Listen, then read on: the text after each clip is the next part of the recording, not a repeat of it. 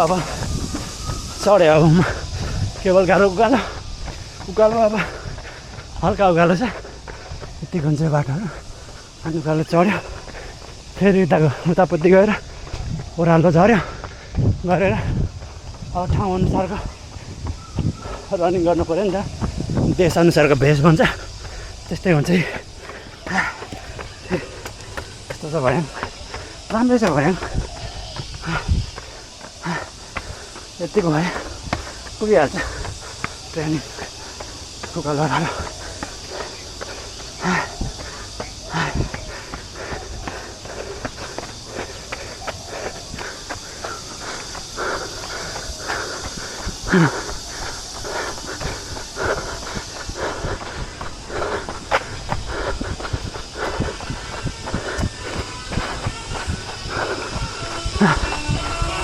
बजाइ तरवारले हान्नु होला है मलाई यहाँको खोइ यो के एक्सर्साइज भन्छ यिनीहरूले टाइची के एक्सर्साइज देख्दाखेरि हल्का कहीँ बडीमा अलिकति भारी नपर्ने खालको जस्तो एक्सर्साइज देखिन्छ चर्सान तर त्यो एक्सर्साइज राम्रो हो स्लो मोसनमा बडीलाई एकदम मसलहरूलाई इफेक्ट पर्ने खालको बिहान त्यस्तो माहौल हुन्छ साथीभाइहरूले अल्छी लाग्छ पनि एक्लै घरदेखि निस्किन भन्नुहुन्छ तर तपाईँहरू एउटा ठाउँमा आउनुहोस् रनिङ गर्नलाई साथीभाइहरू मान्छेहरू यसरी रनिङ गरेको देखेर तपाईँलाई त्यत्तिकै पनि कुदाउँ लाग्छ त्यत्तिकै यिनीहरू आउँछ क्या बुढाबुढी सबै देखेर मोटिभेट मिल्छ तर अब घरदेखि बाहिर ननिस्किन त अब कसले अब मोटिभेट गर्छ र मोटिभेट हुने भनेको आफैदेखि सुरु गर्ने हो होइन अलिअलि बिस्तारै गरेपछि बाटोमा हिँड्दा कुद्दाखेरि अरू मान्छेहरू देखेर बिस्तारै उनीहरूदेखि पनि मोटिभेसन मिल्छ अनि बिस्तारै यो रनिङ फिटनेस भनेको हाम्रो बडीलाई एकदम आवश्यक पर्छ त्यही भएर बिस्तारै गर्दै गएपछि अब यस्तो होस् कि फिटनेस रनिङ यो केही नगर्दाखेरि शरीरलाई एकदम अल्छी लागो पाराको फिल होस् न त्यो गऱ्यो भने तपाईँको बानी पऱ्यो भनेर बुझ्यो हुन्छ त्यसपछि तपाईँको लाइफमा रनिङ भनेको कन्टिन्यू हुन्छ क्या अब रनिङ एक दुई दिन गर्ने महिनौ दिन नगर्ने त्यस्तो खालको रनिङले त के फाइदा भएर तर कसरी हुन्छ तपाईँले कन्टिन्यू दिन सक्यो भने त्यही राम्रो म पनि त्यही गर्छु मलाई चाहिँ यस्तो भइसक्यो कि अब अरू साथीहरूलाई अल्छी लाग्छ निस्किन रनिङ गर्न अल्छी लाग्छ मन त हुन्छ भन्नुहुन्छ तर मेरो ठिक उल्टो छ किनकि मैले रनिङ गर्न थालेँ अब 13-14 वर्ष भइसक्यो अब कन्टिन्यू लगभग स्टार्टिङ इयरमा एक दुईचोटि खुट्टा इन्जुरी भएर केही दिन बिरायो होला तर मेरो रनिङ चाहिँ 13 इयर्स प्लस भयो कन्टिन्यू नै छ अनि मलाई चाहिँ बरु आफूले यो फिटनेसहरू गरेन भने चाहिँ शरीर अलिकति लोदो भएको फिल हुन्छ अलिकति अल्छी लागे जस्तो त्यति शरीर एक्टिभ हुँदैन त्यही भएर अब यस्तो हुनु भनेको मलाई राम्रो पनि लाग्छ किनकि रनिङ गएपछि फ्रेस हुन्छु टक्क टाइममा सुतिन्छ होइन टाइममा खाइन्छ त्यही रनिङले गर्दाखेरि सबै डिसिप्लिनहरू पनि एकदम फलो हुन्छ खाने पिउने रेस्ट गर्नेदेखि लिएर कहिलेकाहीँ साथीभाइहरूसँग ट्रेनिङ गर्न जानु पऱ्यो भने, किनकि सबैको मिल्ने टाइममा त कहिले पर्दैन, कहिले साथीहरू बिचराले टाइम दिनुहुन्छ, म्यानेज गरिदिनुहुन्छ, अलिकति कुदेर अलिकति थोरै सुतेर भने कहिले आफूले त्यसै गर्नुपर्छ। अब जे होस् हामी चाहिँ अलिकति म्याराथनमा पनि अलिकति राम्रै कुद्ने आफ्नो पर्सनल गोलहरू भएकोले हामी यसरी रन सबै यो फिटनेसको लागि प्लस हामीले आफूलाई आफ्नो म्याराथन गोलको लागि चाहिने ट्रेनिङ गर्छौँ। त्यसमा विकली इन्टरभल एउटा पर्छ, अनि टेम्पो रन, अनि त्यस्तै बेलामा चाहिँ अलिकति स्पिड सेसनहरूमा चाहिँ एक्लै गर्न गाह्रो हुन्छ कि साथीभाइ चाहिन्छ अनि त्यही बेला हामीले साथीभाइसँग गर्छौँ कि। तर साथीभाइहरू कतिले फेरि इम्प्रुभ गर्न चाहनुहुन्छ, तर मेरो ड्युटी यति भइसकिन्छ, एकछिन त्यसपछि साथीभाइहरूलाई सँगै कुद्न जानलाई कुर्ने हो भने अब फेरि ढिलो हुन्छ भन्नुहुन्छ। तर अनुशासन हो ठुलो कुरो। अब नर्मल रनिङ त एक्लै जता रनिङ भयो, कति रनिङमा गर्छु भन्ने साथीहरूको लागि चाहिँ मेरो सजेसन त्यही हो। कहिलेकाहीँ टाइमहरू पनि आफ्नो टाइम पनि सेक्रिफाइस गर्नुपर्छ। आफूले कम्फर्ट जोनमा मात्रै बस्नु खोज्यो भने त कसले टाइम दिन सक्छ र सधैँ मिल्दैन नि त। त्यो हिसाबमा मिलाएर गर्नुहोस्। म अब सुरु भइसक्यो, अब लगभग 4 महिना प्लस छ म्याराथन आउनुको लागि मेरो। त्यसको लागि म अहिले नै सुरु गर्नुपर्छ। 16 हप्ताको ट्रेनिङ फलो गर्नु पऱ्यो। लगभग अब गर्मीको कारणले अब स्पिड रनिङ साह्रो गाह्रो हुन्छ। त्यही भएर अब छिटो उठेर 4-5 घन्टा मात्रै सुतेर ड्युटीदेखि आएर 4-5 घन्टा सुतेर भए पनि म चाहिँ अब हप्ताको 2 चाहिँ मिलेसम्म साथीहरूसँग इन्टरभल र टेम्पो चाहिँ फलो गर्छु भन्ने छ। हाम्रो यहाँ ठुलो अनि चाहिने साथीहरू हुनुहुन्छ।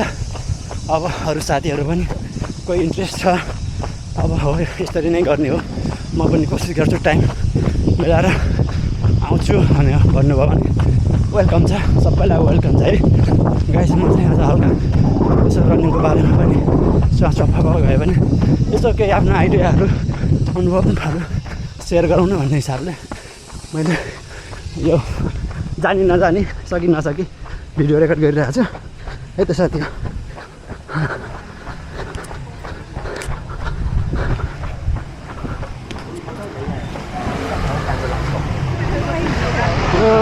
बाटोमा गाडी ल्याउनु भएको छ, यो बिहानको समय हो, त्यही भएर अलिक बिहान चाहिँ अलिकति गाडीहरू बेसी हुन्छ कि स्कुल टाइम अफिस टाइम भएर। म चाहिँ माथि चढेँ, यतादेखि गएर झरेँ अनि फेरि फर्केँ। मेरो ओह्रालो उकालो ओह्रालो फेरि यहाँ घुमेर फेरि माथि जान्छु म। मैले चाहिँ यो साथीहरूलाई यो भिडियो बनाउनु कारण एउटा यो पनि हो कि अब साथीहरूले फेरि अब उकालो ओह्रालो पनि गर्न मनपर्छ रनिङ गर्न, तर ठाउँ छैन भन्नुहुन्छ।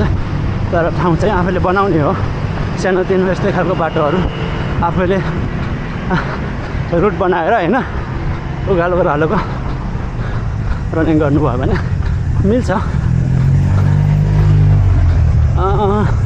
मेरो अनुभवमा मैले म्याराथन लगभग 5-6वटा कुदेँ होला म्याराथन। अझै पनि कुनै पनि म्याराथन मैले सोचे जस्तो स्ट्रङली कम्प्लिट गर्न सकेको छैन। म त्यही एउटा स्ट्रङ म्याराथन कम्प्लिट गरिसकेपछि गर्नको लागि भए पनि मैले यो स्ट्रेन्थ ट्रेनिङहरू उकालो ओह्रालो हल्का बडी वेट ट्रेनिङहरू गर्नुपर्ने जस्तो देखियो। किनकि लङ डिस्टेन्स रनिङमा भनेको तपाईँले एउटा गोलको पेसमा कुदेपछि समस्या आउने भनेको त्यही हो कि तपाईँको हो क्या यो थाई क्राम्प हुने हो, क्राम्प हुन्छ। त्यसको लागि ट्रेनिङ इम्पोर्टेन्ट, रनिङ मात्रै नभइकन यो स्ट्रेन्थ ट्रेनिङहरू यो लेग ट्रेनिङहरू गर्नुपर्छ। त्यही भएर म हल्का सिक्दैछु अहिले। अब त्यसको लागि पनि हेल्प होस् भन्ने हिसाबले म हल्का उकालो तल गर्छु। नत्र भने फेरि ट्रायल गर्नेले खासै रोड गर्न सक्दैन, रोड गर्नेले ट्रायल गर्न सक्दैन। तर म चाहिँ ब्यालेन्समा बस्छु, ट्रायल पनि मन परेको कारणले अलिकति ट्रायल धेरै रोड कुद्छु है त।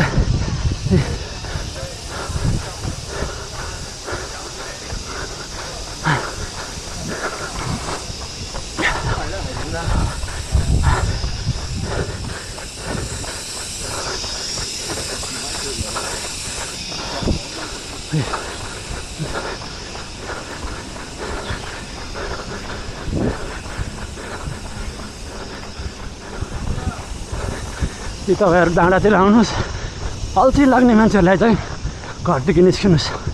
यो गियारमा यस्तो शीतल छ, यो हरियो पनि छ यहाँ। त्यसै पनि लखर लखर कुदे पनि 5-7 किलोमिटर कुदिहाल्नुहुन्छ। यस्तो माहौल भएपछि को कुद्दैन। रामदाई मर्निङ मर्निङ है मर्निङ है। हाम्रो रामदाई धेरै सिनियर दाइ हो, तर पनि उहाँको रनिङ कन्टिन्यू हुन्छ। अझै पनि कस्तो फिट हुनुहुन्छ। मान्छेले बुढो भयो कति कुदेको भन्न सक्छ, तर त्यो होइन। हाम्रो यङ एजले यङ बडीले चाहिँ जे पनि पचाउँछ, इनर्जी हुन्छ, तपाईँ फिट हुन्छ। त्यति बेला खासै हामीलाई त्यो फिल हुँदैन, रोगसोग पनि लागु हुँदैन। त्यति बेला यङ ब्लडमा यङ ज्यानले जे गरे पनि हुन्छ, नगरे पनि हुन्छ। तर एउटा एजमा 30 मलाई लाग्छ 30+ हो आजभोलिको त। हामीको अब खानपिन लाइफस्टाइल नै धेरै चेन्ज भयो। 30को एजदेखि नै सानातिना समस्या देखिन सक्छ।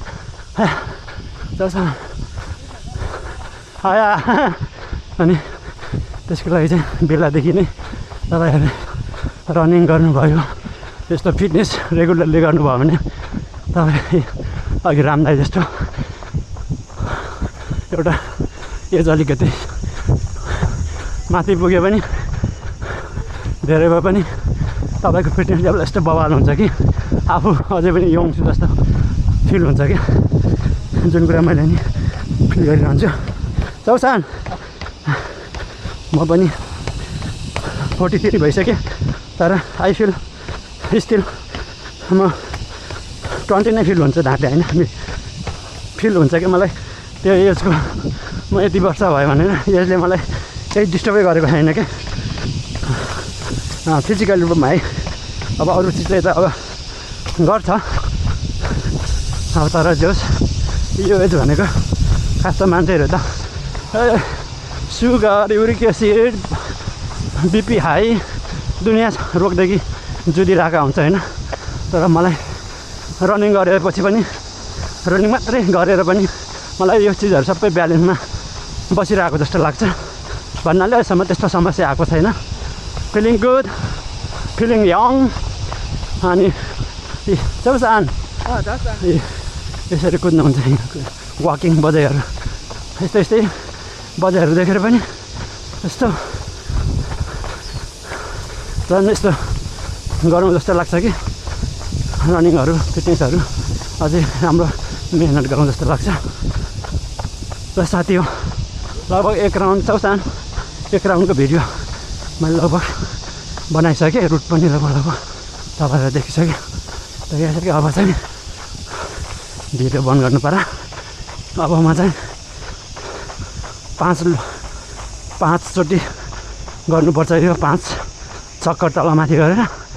अब लगभग यता पनि चाहिँ ट्रेल गर्ने लगभग 1.5 भयो, 1.5। अब 3.5 राउन्ड जति छ। त्यसपछि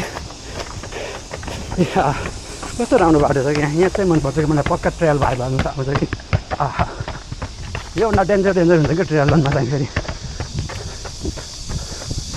यो भनेको फेरि यस्तो खालको यत्तिको भर्याङहरू भनेको नर्मल हो। ट्रायल रन तपाईँ 100 के 50 के हान्यो भने कस्तो कस्तो टेक्निकल एकदम अप्ठ्यारो खालको रोडहरू आउँछ कि यता चाहिँ काम चलाऊ म गाउँमा त्यता त्यस्तो खतरा चाहिँ छैन ट्रेनिङ गर्ने जस्तो ट्रायलको लागि काम चलाऊ है साथी यो केबल कारको लाइन हो।